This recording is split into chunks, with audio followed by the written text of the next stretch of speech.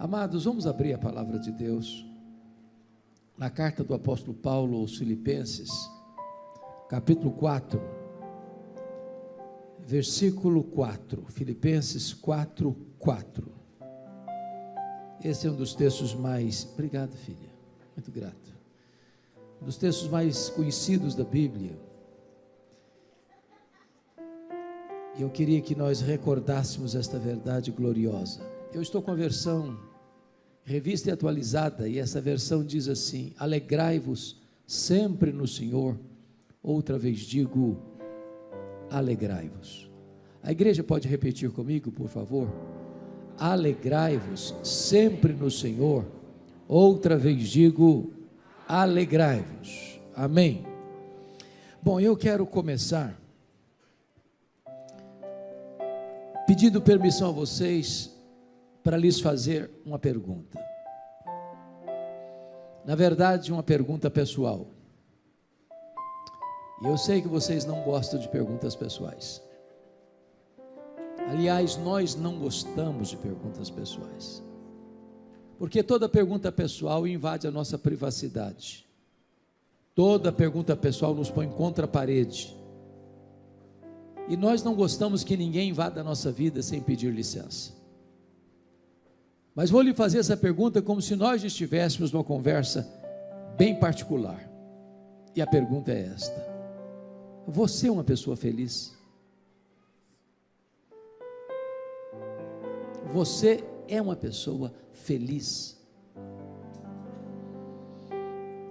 Não precisa ter muita pressa em responder essa pergunta, porque ela não é tão simples e não é tão óbvia como parece. Eu explico. Em 1991, nós fomos visitar a missão Quacisabanto, na África do Sul, onde aconteceu um grande avivamento, e uma pessoa que nos acompanhava na caravana perguntou à esposa de um missionário daquela missão: você é submissa ao seu marido? A mulher deu uma resposta inteligentíssima. Ela respondeu assim: eu posso lhe garantir que meu marido me ama, mas se eu sou submissa a ele ou não, essa pergunta não tem que ser feita a mim, tem que ser feita a ele. E eu gostei da resposta. Então vou mudar minha pergunta. Seu marido pode garantir que você é uma mulher feliz? Sua mulher pode garantir que você é um homem feliz? Lá em Provérbios 31, diz que os filhos da mulher virtuosa se levantavam e diziam assim: mamãe é uma mulher ditosa, mamãe é uma mulher feliz. Seus filhos podem dizer isso a seu respeito? Seus pais? Seus amigos? Seus colegas de trabalho, de escola? Seus parentes? Os membros da sua igreja podem dizer isso a seu respeito? Bom, é provável que a essas alturas você já esteja criando aí alguns mecanismos de defesa no seu coração, dizendo: o pastor está me fazendo essas perguntas porque não conhece a minha história. Se eu contar a minha vida, até pedra chora. Ou talvez você argumente: mas dá para ser feliz hoje? Convenhamos, um mundo de tantas guerras, de tanto terrorismo, de tantas invasões militares, de tanta violência nas ruas, de tanta corrupção no sistema político e econômico, de tanta frieza espiritual, de tantas famílias se desidratando e se derretendo.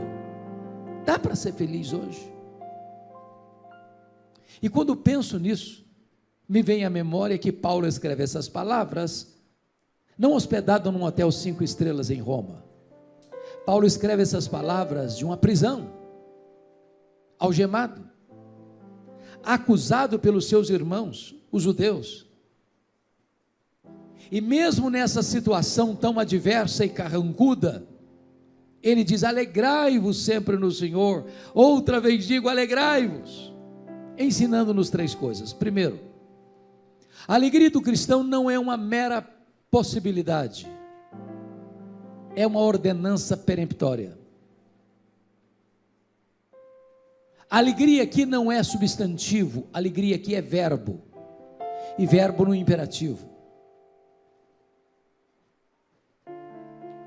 Você e eu não temos o direito de sermos uma pessoa triste, porque ser uma pessoa triste é um pecado de desobediência a uma ordem expressa de Deus. O evangelho que nos alcançou é boa nova de grande alegria. O reino de Deus que está dentro de nós é a alegria no Espírito Santo. O fruto do Espírito é a alegria. A ordem de Deus é alegrai-vos, e a alegria do Senhor é a nossa força. Agora me permita uma pergunta básica e honesta: você tem problema na sua vida, ou só eu que tenho na minha? De vez em quando alguém fica doente na sua casa também, ou só na minha que fica? De vez em quando a grana fica curta lá também, ou só na minha casa que fica? Quando Paulo diz assim, alegrai-vos sempre, o que ele está querendo dizer? Ele está querendo dizer que a alegria do cristão, além de imperativa, é também ultra circunstancial. Não depende de circunstância. A alegria do cristão não é apenas presença de coisas boas, nem apenas ausência de coisas ruins. A alegria do cristão, ela coexiste com a dor. Ela é temperada com as lágrimas. Ela sobrevive no sofrimento.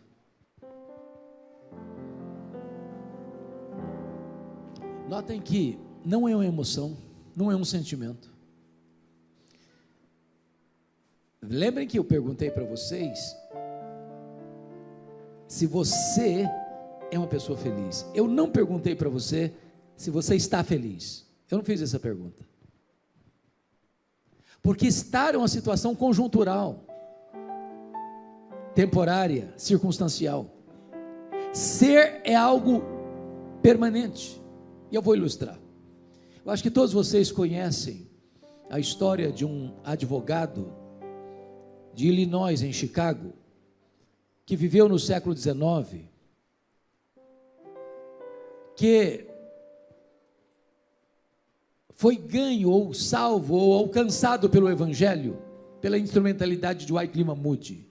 Esse advogado, um homem muito rico, chamava-se Horatio Spafford. Esse homem tinha 5 filhos, 4 meninas e 1 menino. É conhecido de todos vocês a história dele, de que num dado momento o seu filho, que era o caçula, morreu, deixando um vácuo, um vazio, uma dor imensa na família. Após essa tragédia familiar, acontece um incêndio em Chicago, quando o Moody fazia lá uma cruzada evangelística, e milhares de pessoas morreram, dezenas de milhares de casas destruídas, centenas de prédios destruídos, e o Dr. Spafford perde grande parte da sua fortuna naquele incêndio. Querendo encontrar um tempo de refrigério para a alma, sabendo que Moody, seu amigo, fazia uma campanha evangelística na Inglaterra, ele toma a decisão de ir com a esposa, com as 4 filhas para a Inglaterra, para acompanhar Moody nessa campanha evangelística. Na véspera da viagem ele não consegue embarcar, mas manda a esposa e as 4 filhas de Chicago para Nova York, onde pegarão um navio rumo à Inglaterra. Aquele navio enfrenta um acidente e vai ao naufrágio. 292 pessoas morreram. A esposa manda-lhe um telegrama: salva, porém só. As 4 filhas morreram nesse acidente. E o Dr. Spafford vai ao encontro da esposa, pede ao comandante do navio para mostrar o local do acidente. E enquanto ele vê o local onde as suas filhas morreram, o Deus que inspira canções nas noites escuras coloca na mente e no coração dele uma música, e ele a escreve, e só escreveu essa música em toda a sua vida. E nós cantamos essa música ainda hoje. Se paz a mais doce me deres gozar, se dor a mais forte sofrer, Ó, seja onde for, tu me fazes saber que feliz com Jesus sempre sou. Sou feliz com Jesus, meu Senhor. Na língua original significa It's well with my soul. It's well with my soul. Está tudo bem com a minha alma. Está tudo bem com a minha alma. Um pai que enterra suas 4 filhas não está feliz. Mas se tem Jesus, ele é feliz. Isso porque a alegria do cristão não é, como disse, um sentimento, nem uma emoção. A alegria do cristão não é apenas presença de coisas boas, nem apenas ausência de coisas ruins. A alegria do cristão tem endereço, a alegria do cristão tem nome, a alegria do cristão é Jesus. Se você tem Jesus, você é uma pessoa feliz. Se você não tem Jesus, você pode até ter momentos felizes, mas não é feliz. A alegria do cristão é imperativa, é ultra circunstancial e é cristocêntrica. Agora, eu não preciso ser um grande entendedor da alma humana para perceber que nem todos os crentes, salvos pela graça, estão desfrutando dessa alegria. É só você olhar para o semblante de alguns crentes. É só você conversar um pouquinho com eles. Há muitos crentes que têm uma aura de tristeza no rosto. A grande pergunta é: quem está roubando esta alegria? Quem está saqueando a alegria dos crentes? Por que alguns crentes não estão vivendo aquilo que Pedro chamou de uma alegria indizível e cheia de glória? Esta carta de Paulo aos Filipenses é a carta da alegria.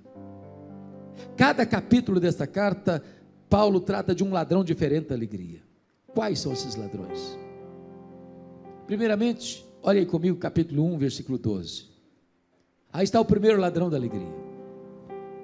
Paulo diz assim: meus irmãos, eu quero cientificar-vos de que as coisas que me aconteceram têm antes contribuído para o progresso do Evangelho. Preste atenção. As coisas que me têm acontecido, as coisas que me aconteceram. As coisas que nos acontecem são as circunstâncias da vida. E as circunstâncias da vida são o primeiro ladrão da alegria. Sabem por quê? Porque as circunstâncias acontecem com você, querendo você ou não, gostando você ou não, planejando você ou não. As circunstâncias acontecem à revelia do seu querer, ao arrepio da sua vontade. E às vezes chegam de súbito e botam a nossa vida de ponta cabeça. É um acidente grave, é uma doença súbita, é um divórcio doloroso, é um luto traumático, é uma traição amorosa, é uma deslealdade de um sócio da empresa, é uma situação que você nunca imaginou passar na vida, mas está passando. Pense comigo, por exemplo, um pai que cria uma menina com todo o desvelo, e no dia do casamento ele leva essa menina ao altar, pensando que ela vai construir uma história de felicidade, para descobrir que esse homem com quem sua filha se casou é um homem rude, que vai transtornar a vida da sua filha, que vai agredi-la emocionalmente, moralmente, espiritualmente, fisicamente.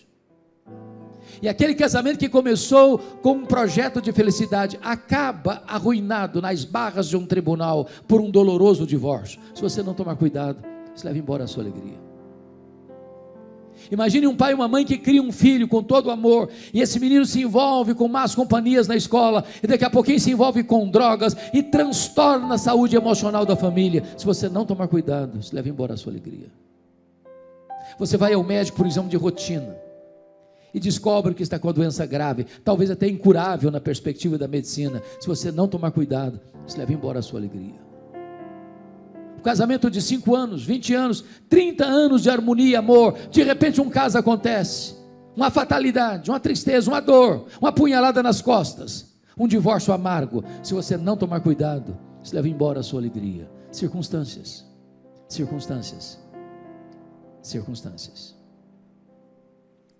Quando o apóstolo Paulo diz assim: meus irmãos, eu quero que vocês saibam que as coisas que me aconteceram não tiraram a minha alegria, mas contribuíram para o progresso do Evangelho, eu preciso perguntar para Paulo: do que você está falando, Paulo? Que circunstâncias são essas? E ele poderia resumir para nós assim: olha, eu fui perseguido em Damasco, eu fui rejeitado em Jerusalém, eu fui esquecido em Tarso, eu fui apedrejado em Listra, eu fui açoitado em Filipos, eu fui escorraçado de Tessalônica, eu fui enxotado de Bereia, eu fui chamado de tagarela em Atenas, eu fui chamado de impostor em Corinto, eu enfrentei feras em Éfeso, eu fui preso em Jerusalém, eu fui acusado em Cesareia, eu enfrentei um naufrágio para Roma, eu fui picado por uma cobra em Malta, eu cheguei em Roma preso e algemado. Mas eu quero que vocês saibam que as coisas que me aconteceram têm antes contribuído para o progresso do Evangelho. Esse homem não crê em acaso, esse homem não crê em sorte, esse homem não crê em azar, esse homem não crê em determinismo cego, esse homem não crê em misticismo, esse homem não crê em macumba para crente, esse homem não crê em olho gordo, esse homem sabe que a mão de Deus dirige o seu destino.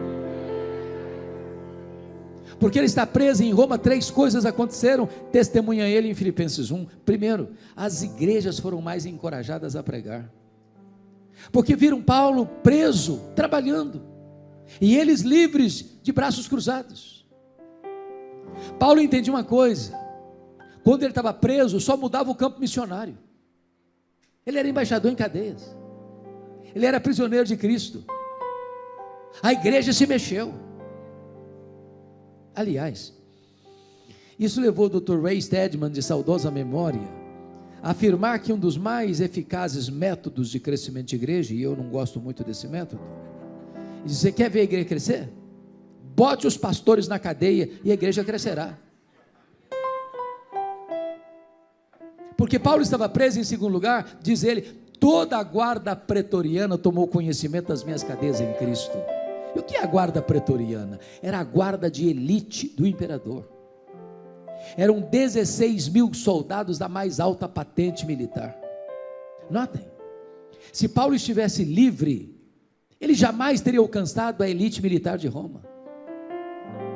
O imperador Nero não sabia, mas Deus o havia constituído em presidente das missões estrangeiras do império, porque botara lá dentro da sua casa o maior pregador do evangelho daquele tempo, e diante dele o seu auditório. Por ser um prisioneiro de César, ele tinha que estar algemado a um soldado da guarda pretoriana, todo dia, 3 turnos por dia, durante 2 anos em rodízio, tempo oportuno para que toda a guarda pretoriana fosse evangelizada. Quando ele escreve a sua carta, capítulo 4, 22, ele diz de Roma assim: os santos vos saúdam, especialmente os da casa de César. Porque Paulo estava preso, em terceiro lugar, ele não podia visitar as igrejas, ele não podia viajar. Então o que ele fez? Começou a escrever cartas, as cartas da primeira prisão: Efésios, Filipenses, Filemão, Colossenses. Se Paulo estivesse solto, talvez jamais nós teríamos essas joias na nossa Bíblia. De repente você olha para a sua vida, parece que está tudo de ponta cabeça, e é nessa hora que Deus pode estar escrevendo o capítulo mais emocionante da sua história. Olhe para as circunstâncias da vida na perspectiva da soberania de Deus. Do contrário, as circunstâncias podem levar embora a sua alegria. Vamos ao segundo ladrão, capítulo 2, confira comigo, versos 3 a 5. Nada façais por partidarismo ou vanglória, mas por humildade, considerando cada um outro superior a si mesmo. Não tem visto o que é propriamente seu, senão também cada qual que é dos outros. Tende em vós o mesmo sentimento que houve também em Cristo Jesus. O segundo ladrão da alegria são as pessoas. E eu preciso admitir que nós sofremos mais por causa de gente do que por causa de coisas. As pessoas nos fazem sofrer mais do que circunstâncias. Sabem por quê? Porque as pessoas nos decepcionam, e nós decepcionamos as pessoas. Nós não viemos de uma família perfeita, nós não somos uma pessoa perfeita, nós não nos casamos com uma pessoa perfeita, nós não temos filhos perfeitos, nós não frequentamos uma igreja perfeita, logo mais hoje ou mais amanhã nós vamos ter motivos de queixas uns contra os outros. Daí não ter vida saudável, não ter casamento saudável, não ter família saudável, não ter igreja saudável sem o exercício do perdão. Perdoar não é uma opção, é um imperativo. Jesus Cristo chegou a afirmar que se você não perdoar, você não pode orar, suas orações são interrompidas. Aliás, Pedro chegou a dizer que se você não tratar bem sua mulher, suas orações são interrompidas. Se você não perdoar, você não pode trazer sua oferta ao altar. Se você não perdoar, você não pode ser perdoado. Se você não perdoar, você entrega aos verdugos da consciência, aos flageladores da alma, você não tem paz. Agora, perdão é uma questão de bom senso. Bom senso. Porque não perdoar é autofagia. É a mesma coisa você beber um copo de veneno pensando que o outro é quem vai morrer. Quando você guarda a mágoa de alguém, esse alguém vai botar em você um cabresto, uma camisa de força. Esse alguém vai dominar a sua cabeça, a sua mente. Você vai ter que conviver com essa pessoa 24 horas por dia.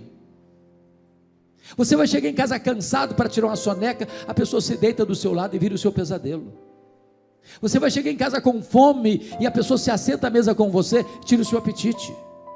Você vai sair de férias com a família, a pessoa pega carona com você e estraga as suas férias. A única maneira de você ser livre é espremer o pus da ferida e perdoar. Agora, perdoar não é coisa fácil. Não é coisa fácil. Ninguém perdoa porque tem uma boa formação, porque tem um temperamento mais ameno, não, nem porque é membro da Macarius Church. Perdoar é uma obra da graça de Deus, é uma obra da graça de Deus. Eu já tive muitas dores amargas na vida, mas talvez a mais dolorosa dor, pastor Oliveira, que eu já senti na vida, foi no primeiro ano do meu pastorado em Bragança Paulista, 1982. E essa dor ocorreu no dia 2 de agosto de 1982. Eu sou filho caçula, meu irmão acima de mim, no dia 1º de agosto tinha completado 27 anos. No dia 2 de agosto, ele foi brutalmente assassinado, com 11 golpes de faca, todos mortais, pelo primo primeiro da sua mulher, gente criada dentro da nossa casa. A dor foi tão cruel, que quando eu recebi o telefonema, eu perdi a voz. Lembro-me, entretanto, que quando Deus restaurou minhas forças, a primeira palavra que Deus botou na minha boca foi esta: eu perdoo o assassino. Eu não tinha outra opção. Ou perdoava ou adoecia, ou perdoava ou minha vida transformar-se-ia no inferno, ou perdoava ou teria que abandonar o ministério.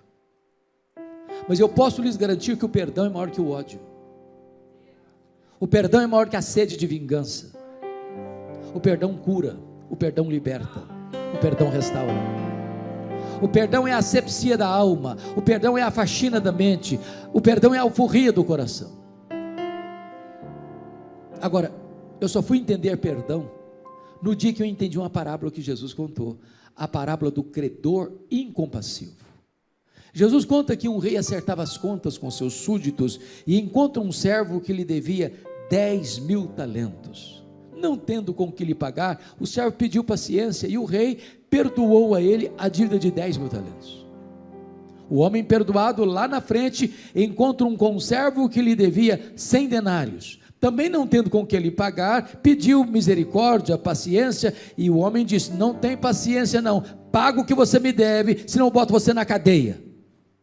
O rei ficou sabendo disso, ficou muito irado, mandou chamar o homem e lhe disse: servo malvado, eu lhe perdoei 10.000 talentos, você não pôde perdoar o seu conservo 100 denários?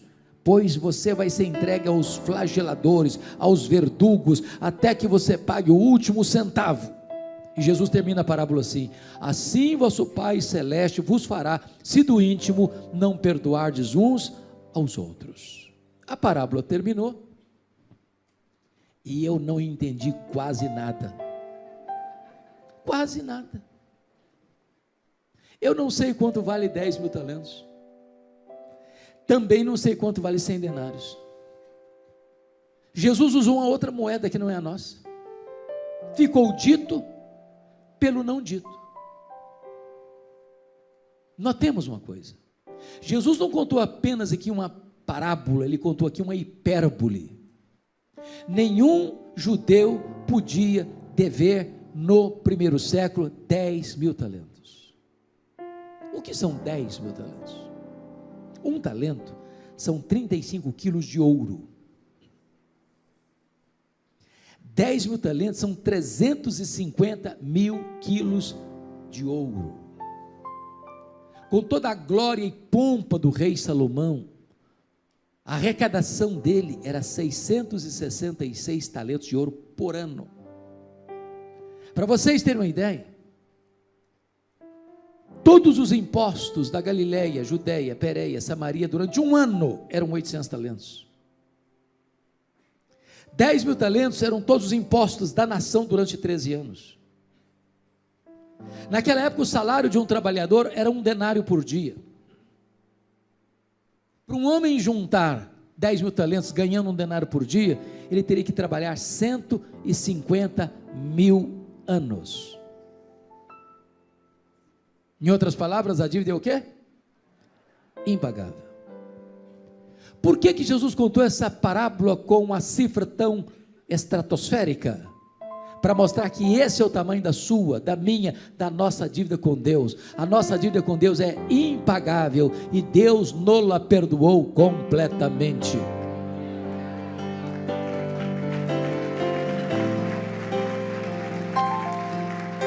Aquele homem perdoado encontra um conservo que lhe deve 100 denários. O que são 100 denários? 100 dias de serviço. Quem acabara de receber um perdão de 150 mil anos, não está liberando um perdão de 3 meses e 10 dias. Sabe qual é a proporção de 10 mil talentos para 100 denários? 10 mil talentos são 600 mil vezes mais do que 100 denários. Quem acabara de receber um perdão 600 mil vezes maior, não está liberando um perdão 600 mil vezes menor. Sabe o que Jesus está querendo nos ensinar com esta parábola? Você nunca pode dizer para uma pessoa: não perdoou você, fui muito humilhado, muito machucado, muito injustiçado, eu não perdoo. A Bíblia nos ensina que nós devemos perdoar, assim como Deus em Cristo nos perdoou. E a Bíblia diz mais, que Deus perdoa os nossos pecados, e deles não mais se lembra. Talvez você diga: pois é aí que eu me encrenco, porque perdoar até que eu perdoo, mas esquecer eu não esqueço. Então me permita perguntar honestamente: você não esquece mesmo, não? Não? Se você não esquece, eu tenho uma boa notícia para lhe dar. Isso significa que você não tem amnésia. Porque quando a Bíblia diz que Deus perdoa e esquece, a Bíblia não está dizendo que Deus tem amnésia. Deus não tem amnésia, Deus não tem perda de memória, Deus é onisciente. Então o que a Bíblia quer dizer que Deus perdoa e esquece? A Bíblia quer dizer que Deus nunca mais joga no seu rosto um pecado que Ele já perdoou você. Deus nunca mais cobra de você uma dívida que Ele já perdoou você. Então perdoar é lembrar sem sentir dor. Talvez você vai precisar fazer uma visita, dar um telefonema, mandar um e-mail, fazer uma viagem. Mas em nome de Jesus, não guarde mágoas, senão as pessoas vão levar embora a sua alegria. Talvez você está perguntando: mas por que o pastor leu os versículos 3 a 5? Não estou entendendo até agora. Vamos voltar para o texto. A igreja de Filipos era uma igreja maravilhosa. Aliás, a única igreja que Paulo plantou, que se associou com ele em dar e receber. Essa igreja ajudou Paulo quando Paulo estava plantando a igreja de Tessalônica. Essa igreja bancou parte do salário de Paulo quando ele era pastor da igreja de Corinto. Essa igreja ajudou Paulo quando ele estava em Roma. Portas para fora, essa igreja era uma bênção. portas para dentro, o pau quebrava. Dá uma olhadinha no capítulo 4, verso 2. Duas líderes da igreja, Evódia e Sintique, estavam batendo cabeça dentro da igreja. Duas irmãs maduras na fé, não se entendiam mais. Eu costumo brincar, pastor Oliveira, que eu vou falar baixo, que tem mulheres no auditório. Diz que quando as mulheres na igreja começam a brigar, é porque a coisa está feia mesmo. Tinha gente na igreja de Filipos que trabalhava, desde que ele aparecesse. Os holofotes tinham que estar em cima dele, vanglória. Tinha gente na igreja que até trabalhava, desde que o grupinho dele aparecesse, partidarismo. Tinha gente na igreja de Filipos que era narcisista, só pensava nele mesmo, e não no que era dos outros. Eu acho que tinha gente dizendo para Paulo assim: ô Paulo, você que não está aqui agora, tem crente nessa igreja aqui que dá azia em copo de bicarbonato. Não dá não, Paulo. Aí Paulo diz assim: então tende em vós o mesmo sentimento que houve também em Cristo Jesus. Porque ele, sendo Deus, não julgou como usurpação ser igual a Deus, antes a si mesmo se esvaziou, assumindo a forma de servo, humilhando-se até a morte, morte de cruz. E quando ele estava lá na cruz, ele disse àqueles que estavam cuspindo e esbordoando a cabeça dele: Pai, perdoa-lhes, porque não sabem o que fazem. Tome a decisão de perdoar, do contrário as pessoas vão levar embora a sua alegria. Vamos ao terceiro ladrão da alegria. Confira aí comigo, capítulo 3, verso 19. O destino deles é a perdição. O Deus deles é o ventre. A glória deles está na sua infâmia, visto que só se preocupam com as coisas terrenas. Eu acho que aqui em Guarulhos vocês não enfrentam esse terceiro ladrão da alegria. Preocupação com dinheiro. Não é verdade? Dinheiro aqui não é problema, é solução. Mas me permita uma pergunta bem básica e honesta também. Alguma vez você já discutiu com a sua mulher por causa de dinheiro?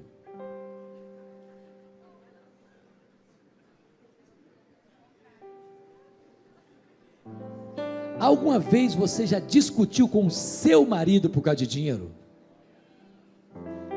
Porque se vocês falarem para mim que nunca, eu vou duvidar da honestidade de vocês. Porque as pessoas discutem por causa de dinheiro. Porque tem muito dinheiro. Porque tem pouco dinheiro. Que não tem dinheiro nenhum, mas sempre estão discutindo. O dinheiro é o maior pomo de discussão na família contemporânea. Agora, dinheiro é mais que uma moeda. Dinheiro é entidade. Dinheiro é mamon. Aliás, a única entidade que Jesus chamou de Senhor não foi César, não foi o diabo, foi dinheiro. Jesus disse: ninguém pode servir a dois senhores, a Deus e as riquezas. O grande problema é que algumas pessoas só se preocupam com coisas terrenas. Elas acordam de madrugada, elas vão dormir tarde, elas comem penosamente o pão que granjeia, porque só se preocupam com as coisas terrenas. Gente que não tem tempo para Deus, gente que não tem tempo para o cônjuge, gente que não tem tempo para os filhos, gente que não tem tempo para si mesmo, gente que não tem tempo para a igreja, porque só se preocupam com as coisas terrenas. Gente que se casa por amor ao dinheiro, gente que descasa por amor ao dinheiro. Gente que mente por amor ao dinheiro, gente que corrompe por amor ao dinheiro, gente que é corrompida por amor ao dinheiro, gente que mata por causa de dinheiro, gente que morre por causa de dinheiro, gente que vende alma para o diabo por causa de dinheiro, que só se preocupam com as coisas terrenas. O Dr. Toncini, no seu livro O Lado Oculto da Globalização, diz que nós vivemos hoje a realidade de uma aldeia global, mormente da economia global, e é um fato, é um fato.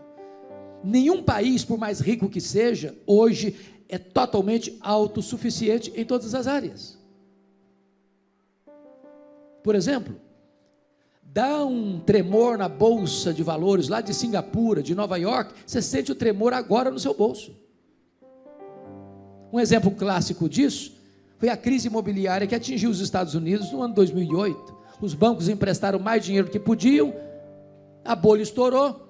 No efeito cascata e dominó, A crise mundial econômica chegou.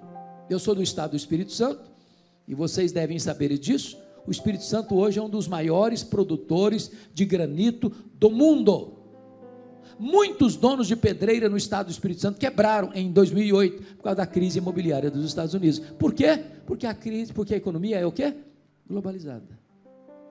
Nessa economia globalizada, mais de 50% das riquezas do planeta estão nas mãos de pouco mais de 100 empresas particulares. Por exemplo, a Toyota é mais rica do que a África do Sul. A GM é mais rica do que a Noruega. O Walmart é mais rico do que dezenas e dezenas de países. O problema é que nessa economia globalizada, as empresas querem mais do seu tempo e mais do seu dinheiro. E para que essa máquina gire, você precisa consumir mais. E nós mergulhamos de cabeça no consumismo. Por exemplo, na década de 50, nós consumimos 5 vezes menos do que consumimos hoje. Não éramos menos felizes por isso. Na década de 70, 70% das famílias dependiam apenas de uma renda para manter toda a casa. Hoje, mais de 70% das famílias dependem de 2 rendas para manter o mesmo padrão. Ou seja, o luxo do ontem tornou-se necessidade do hoje. Eu não sirvo de referência, porque eu fui criado na roça, pé descalço, pé no chão. Mas que eu me lembre, eu só tive um brinquedo comprado em loja, na minha infância. Um carrinho de plástico de 5ª categoria. O que eu posso lhes garantir é que eu não tive crise existencial por isso. Sobrevivi. Hoje uma criança nasce, ele já tem mais brinquedo que consegue brincar a vida inteira. Você dá um brinquedo para uma criança hoje, ele brinca longas 2 horas e encosta no canto, é sucata, e que é outro, e se você não der, ele entra em crise emocional, tem que levar para o psicólogo. Eu tenho um amigo, que tem 3 mulheres, obviamente a esposa e as 2 filhas, não pensem mal do meu amigo, por favor. Num dia de casamento, elas disseram assim para ele, casamento, hein? Temos que comprar sapatos novos. Quem duvida disso? É claro que não duvida, todo mundo sabe disso. Casamento é tudo novo. Mas antes de ir para a loja, ele disse assim: vamos dar uma olhadinha no que nós já temos? Abriu um closet, um armário, contou 151 pares de sapatos. Tinha que comprar mais. Chamamos isso de consumismo. E eu vou lhe dar uma definição de consumismo. Consumismo é quando você compra o que você não precisa, às vezes com dinheiro que você não tem, para impressionar pessoas que você não conhece. O grande problema é que algumas pessoas só se preocupam com as coisas terrenas. O primeiro bilionário do mundo foi John Rockefeller. Ele disse assim: o homem mais pobre que eu conheço é aquele que só tem dinheiro.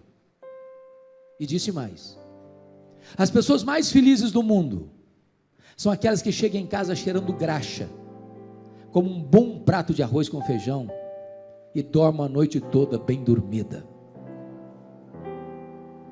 Quando Rockefeller morreu, um curioso foi ao cemitério para perguntar ao contador dele qual era a fortuna que ele tinha granjeado.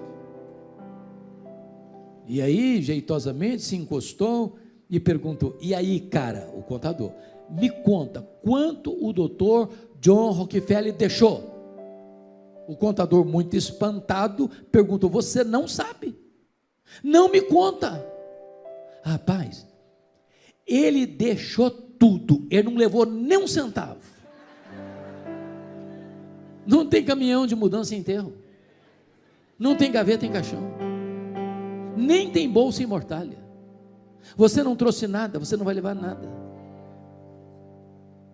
Mas a Bíblia diz que o amor do dinheiro é a raiz de todos os males. Muitos dessa cobiça se atormentaram, se desviaram da fé. Mas a piedade com contentamento é grande fonte de lucro, tendo o que comer, o que beber e o que vestir. Com isso estejamos contentes. Sabe o que a Bíblia diz? Se você pôr o seu coração no dinheiro, se você amar o dinheiro, você nunca vai se satisfazer, porque o dinheiro não traz nem felicidade, nem segurança. Sabe por quê? Felicidade tem endereço, felicidade tem nome, é Jesus, é Jesus, é Jesus, é só Jesus que pode fazer você feliz.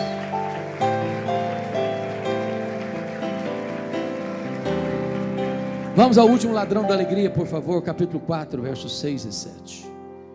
Paulo diz assim: não andeis ansiosos de coisa alguma, em tudo, porém, sejam conhecidas diante de Deus as vossas petições pela oração e pela súplica com ações de graças, e a paz de Deus, que excede todo entendimento, guardará o vosso coração e a vossa mente em Cristo Jesus. O quarto ladrão da alegria é a ansiedade. Eu preciso lhe fazer uma pergunta. Você conhece alguma pessoa ansiosa? Conhece? Já viu alguma pessoa ansiosa hoje? Tem certeza vocês se olharam no espelho antes de vir para cá? Você é daquele tipo de gente que fica roendo as unhas? Quando vai fazer uma prova, um vestibular, um concurso público, a mão fica suada e dá um apagão na cabeça? A ansiedade, segundo o Dr. Rolumei, é o mal da nossa geração. Atinge pessoas de todos os credos religiosos, de todos os estratos sociais e de todas as faixas etárias. Pasmem vocês, tem criança no auditório, até as crianças estão ansiosas hoje. Hollywood foi fazer uma pesquisa sobre isso e descobriu que as crianças estão ansiosas porque elas gostam de filmes, de brinquedos e de jogos de ação. Se um dia você tiver coragem de assistir toda a programação infantil da televisão brasileira, eu lhe garanto que você não dorme de noite com a luz apagada. É muita violência. Eu gosto de brincar com as crianças, sempre gostei. Um dia eu chego na igreja, lá em Vitória, tinha uma menina brincando assim, e eu me aproximei de mansinho e falei assim: filha, que vidona, hein? Ela voltou-se brava para mim e disse: o senhor é que pensa. Coitadinha, estava estressada. Ansiedade. Ansiedade. Sabe o que significa a palavra ansiedade no grego? Estrangulamento. Apertar o pescoço, tirar o oxigênio. E Jesus foi categórico em afirmar que a ansiedade é inútil. Isso porque, por mais ansioso que você esteja, você não pode acrescentar um côvado, 45 centímetros, ao custo da sua vida. Até porque 70% dos assuntos que nos deixam ansiosos nunca vão acontecer. Aí a gente sofre antecipadamente, desnecessariamente. E se acontecer, vai sofrer 2 vezes, já sem energia para enfrentar o problema. Ansiedade é prejudicial, porque você não melhora o seu performance hoje, ficando ansioso agora, por um possível problema que vai acontecer amanhã. Tem gente que antecipa sofrimento, e sofre como se a coisa já estivesse acontecendo. Quando eu era seminarista em Campinas, nos idos de 78 e 81, um dia eu fui beber água no corredor, que ficava o bebedouro, e eu estou passando de mansinho para não acordar ninguém, quando eu olho a porta do quarto de um colega aberta, quando eu olho melhor, ele está chorando, mas convulsivamente, e eu entrei apressadamente e perguntei: o que aconteceu? Morreu alguém na sua família? Ele, solução, diz: eu estou com medo da minha mãe morrer. Vim qual hospital que ela está? Qual o problema dela? Não, ela não está doente não, eu só estou com medo de morrer um dia. Falei: rapaz, mas deixa a sua mãe viver, homem, tem 40 anos e a mulher está viva até hoje. Ansiedade. Pior do que esse, foi uma mulher que entrou no meu gabinete pastoral lá em Vitória, com uma criança, uma menina de 3 anos no colo, a mãe chorando, não era a criança não, a mãe chorando. Quando ela acalmou, eu perguntei: mãe, o que houve, o que está acontecendo? Eu estou com medo da minha filha crescer e não casar. Falei: mas nem cresceu ainda, deixa a menina crescer primeiro. Ansiedade. Jesus diz que a ansiedade é um sinal de incredulidade.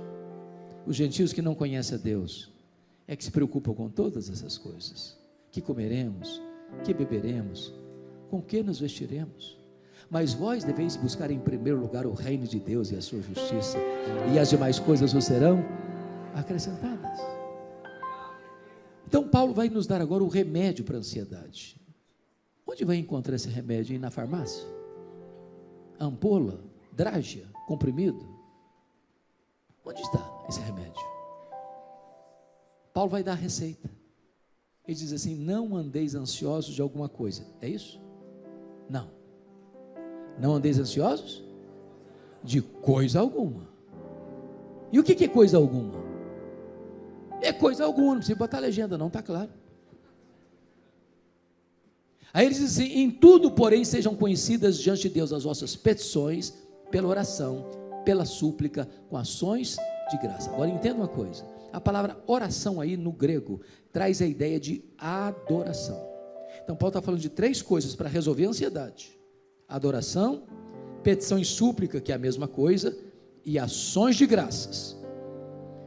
Qual a diferença entre você adorar a Deus e você dar graças a Deus? Você adora a Deus por quem Deus é, e você dá graças a Deus pelo que Deus faz. Então eu vou fazer o que Paulo está mandando fazer para curar a ansiedade. Eu vou chegar diante de Deus para adorar a Deus por quem Ele é. E eu chego para Deus e digo: meu Deus, eu quero te adorar, porque Tu és o Deus da minha vida. Tu és o meu Criador, Tu és o meu provedor, Tu és o meu protetor, Tu és o meu consolador, Tu és o meu redentor. Eu quero te adorar porque Tu és o único Deus vivo e verdadeiro, o Deus autoexistente, o Deus imenso, o Deus infinito, o Deus eterno, o Deus imutável. Eu quero te adorar porque Tu és o Deus onipotente, porque Tu és o Deus onisciente, porque Tu és o Deus onipresente, porque Tu és o Deus transcendente, porque Tu és o Deus soberano. Eu quero te adorar porque Tu és o Deus justo, porque Tu és o Deus verdadeiro, porque Tu és o Deus bom, porque Tu és o Deus fiel, porque Tu és o Deus misericordioso. Eu quero te adorar porque Tu és a minha alegria, porque Tu és a minha paz, porque Tu és a minha justiça, porque Tu és a minha herança, porque Tu és a razão da minha vida, em nome de Jesus, amém.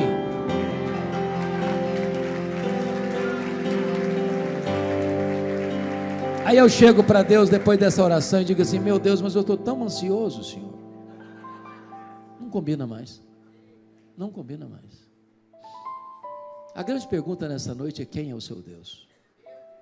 Quão grande é o seu Deus? Quão poderoso é o seu Deus?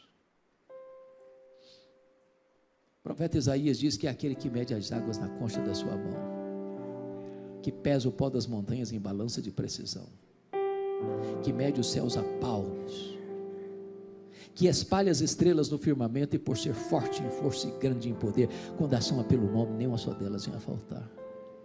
Aquele que olha para as poderosas nações da terra e considera todas elas como um pingo que cai num balde, como um pó numa balança de precisão, como um vácuo, como nada, como menos do que nada. Esse é o seu Deus, esse é o seu Pai que está lhe dizendo: não ande ansioso de coisa alguma.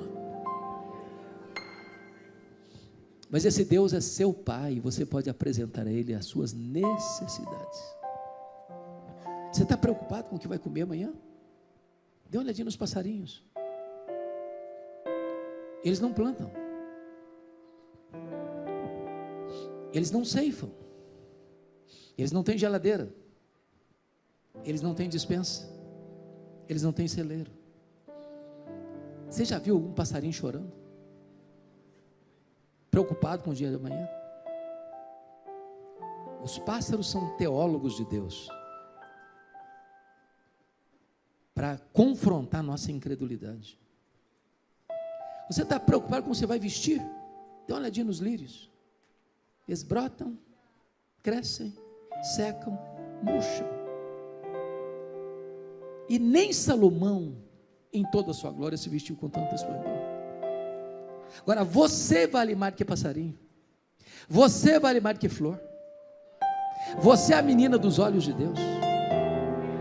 Deus conhece você, Deus ama você, Deus conhece o seu passado, Deus conhece o seu presente, Deus conhece o seu futuro, Deus conhece as suas lágrimas, Deus conhece as suas dores, Deus sabe o que você está passando, e Ele cuida de você.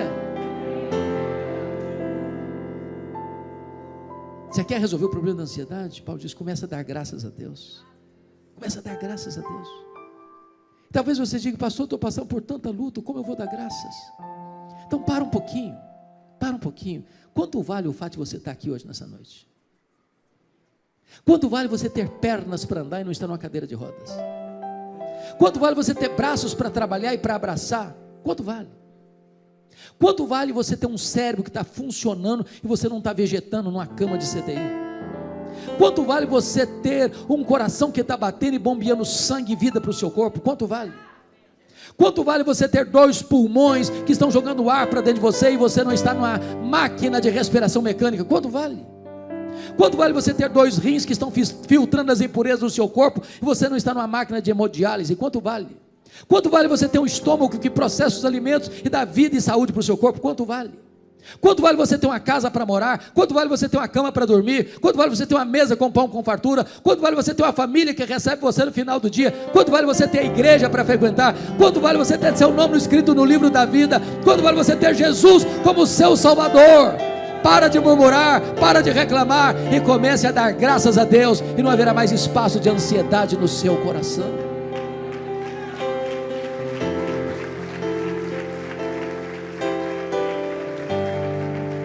Paulo diz que o resultado disso é que a paz de Deus, que excede todo entendimento, guardará. A palavra guardará aqui é montar guarda, é montar sentinela, o vosso pensamento e o vosso coração, o vosso coração e o vosso pensamento. Sabe por quê? Porque a ansiedade é um pensamento errado e um sentimento errado.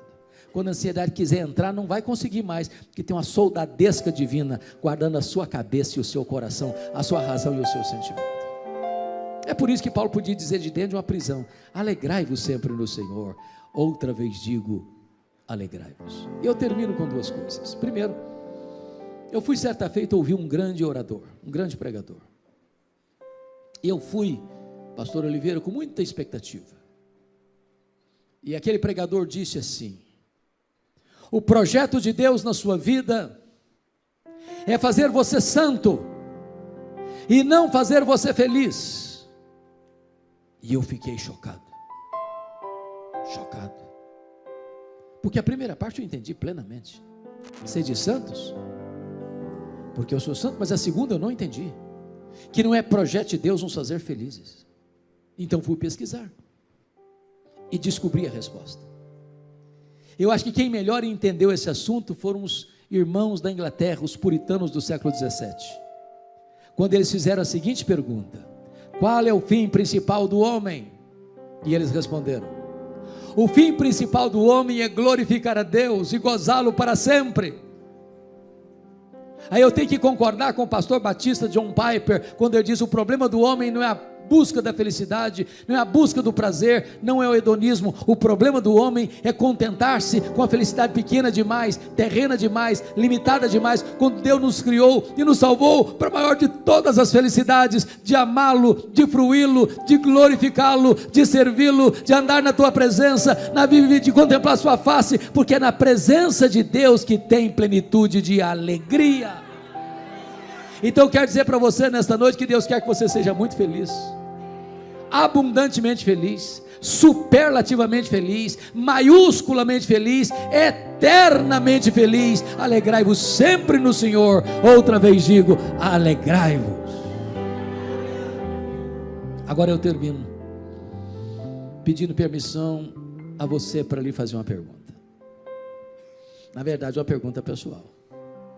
Eu sei que vocês não gostam de perguntas pessoais. Aliás, nós não gostamos de perguntas pessoais, porque toda pergunta pessoal invade a nossa privacidade, nos põe contra a parede, e nós não gostamos que ninguém invada a nossa vida sem pedir licença. Mas vou lhe fazer essa pergunta como se nós estivéssemos numa conversa bem particular, e a pergunta é esta: você é uma pessoa feliz? Você é uma pessoa feliz? Que Deus nos ajude a dar essa resposta nesta noite. Amém.